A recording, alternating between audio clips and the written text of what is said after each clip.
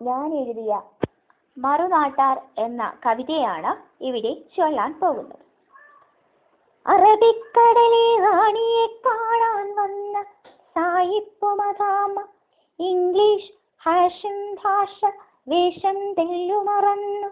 കടൽ തീരമണ്ണിൽ തണുപ്പേറ്റുകിടന്നു. സൂര്യാസ്തമയം കണ്ടു രസിക്കവേ മലയാളിക്കതാശ്ചര്യമായി.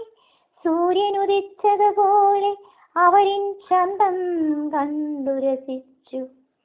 പുതുമയാർന്ന ഹോട്ടൽ മുറികളൊരുങ്ങിയവർക്കാ കായൽ ബോട്ടും ഹൗസിംഗ് ബോട്ടും നദിയും പുഴയും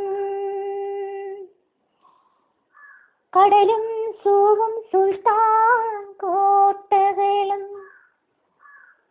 ആരാധനാലയങ്ങൾ കലകൾ അവർക്കായി നിരന്നു.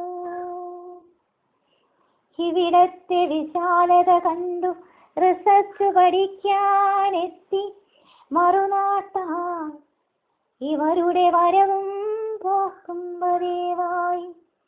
കേരളമാകെ അവരുടെ സങ്കേതമായി വിനോദസഞ്ചാര സജ്ജമൊരുക്കി മലയാളി വരവേറ്റു. അവരിൻ ചിലരിവിടെ പ്രണയിനികളായി കസവാടയുടുത്തു വധുവായി ചമഞ്ഞൊരുങ്ങി. അവളും കുടുംബിനിയായി കേരള മണ്ണിൻ മക്കളെ പേരുറപ്പിച്ചു.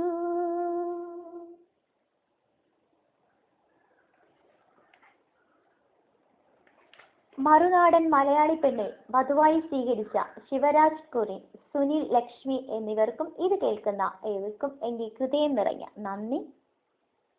Thank you my dear.